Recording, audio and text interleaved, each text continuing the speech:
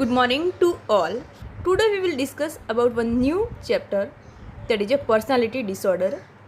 Before going to personality disorder, we will see about the personality that already you studied in first year BSc.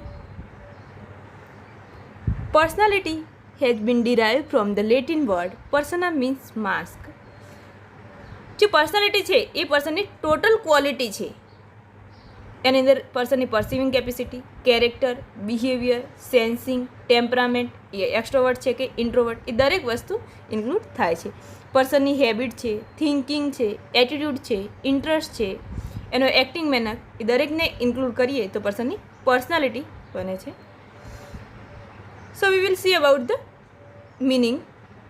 Personality is a dynamic organization within the individual of those psychophysical system that determine his unique adjustment to his environment.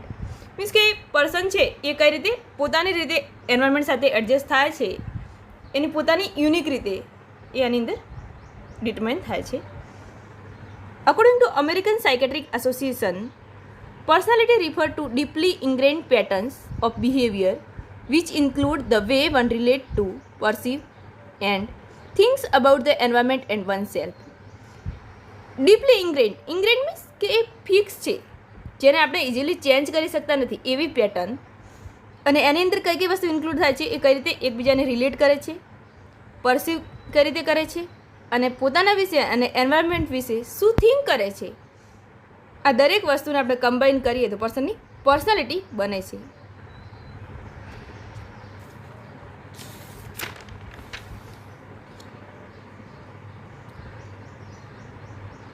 આના સિવાય છે personality is the sum of activities that can be discovered by actual observation over a long enough period of time to give reliable information.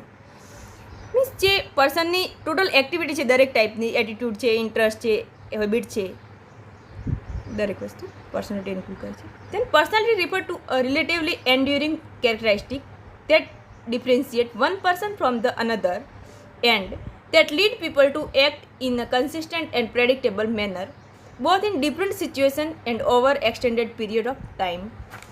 Means કે એક એવી એન્ડ્યુરિંગ pattern છે અને એ એક પર્સનને બીજા પર્સનથી અલગ પાડે છે. દેન અધર ડેફિનેશન છે, personality can be defined as a dynamic and organized set of characteristics possessed by a person that uniquely influence his or her cognition, motivation and behaviors in various situations. Means પર્સનનું cognition છે, motivation છે, behaviour છે, એ unique હોય છે એકબીજા કરતાં. Then personality can be defined as the distinctive and characteristic pattern of thought, emotion and behavior that make up an individual's person's style. એના પછી factors influencing personality in that heredity and environmental factor એના ઉપર affect કરે છે.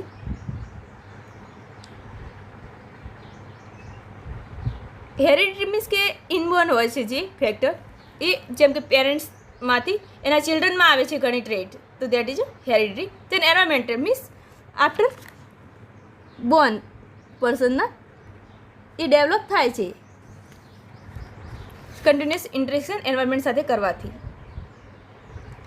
Genetics of the personality, it has been widely accepted that personality develops through the interaction of heredity dispositions and environmental influence. બંનેના લીધે personality develop થાય છે અને effect પણ થાય છે.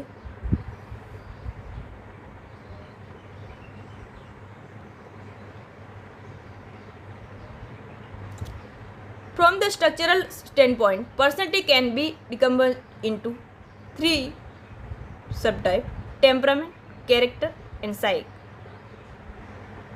Basic functions of personality are to feel, think, and perceive, and to incorporate these into purposeful behavior.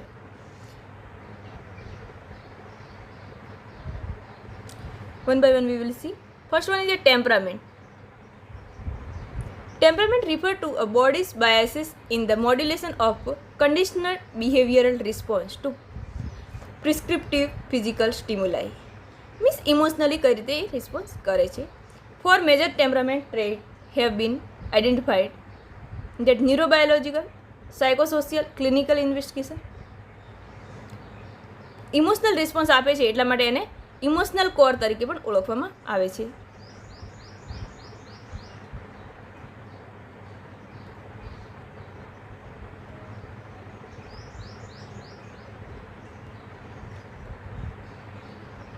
અહીંયા અલગ અલગ ટેમ્પરામેન્ટ આપેલા છે. હાર્મ અવોઇડન્સ ડાયમેન્શન હોય, નોવેલ્ટી સિકિંગ હોય, રિવોર્ડ ડિપેન્ડન્સ હોય, પરસિસ્ટન્ટ હોય, તો એના પ્રમાણે એનો હાઈ સ્કોર કઈ રીતનો હોય છે, લો સ્કોર કઈ રીતનો હોય છે, પર્સનને કઈ રીતે જોવા મળે છે એ પ્રમાણેના સ્કોર છે. જો ફિયર લોસ હશે તો લો સ્કોર હશે, એન્જિયસ હશે તો હાઈ સ્કોર હશે. then સેકન્ડ છે character. Character refer to the mind that is the conceptual core of the personality. Means પર્સનનો કોન્સેપ્ટ કેવો છે. Various temperament involve basic emotion like fear and anger. Character involves secondary emotion like purposeful, moderation, empathy, and patience. In even more mature individual, hope, love, and faith also develop as a character.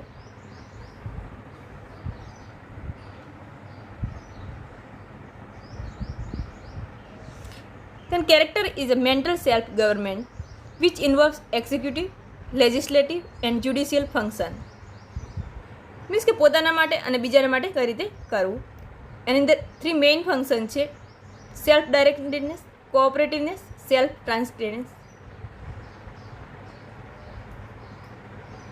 Self ડાયરેક્ટેડનેસની અંદર આપણે જોઈએ કે person પોતાના માટે responsible હોય, રિસોર્સફુલ હોય, spontaneous acting હોય. જ્યારે લો જો ડાયમેન્શન એ હશે તો બીજાને બ્લેમ કરતું હોય, ગોલ લેસ હોય, એની અંદર કન્ફ્યુઝ વધારે થતું હોય, પેસિવ હોય. તેન થર્ડ છે psyche personality. In that id, ego and super ego. Already you know id, ego and super ego. Id means instinct drives, then ego means reality and super ego means morality.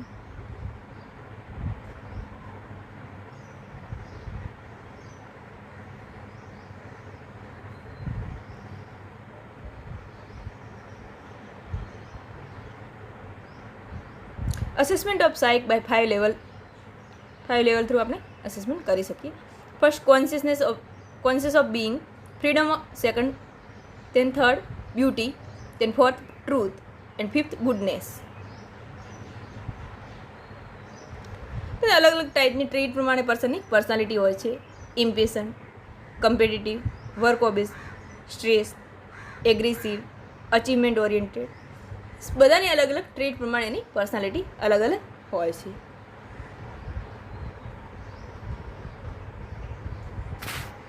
Find out what's your personality.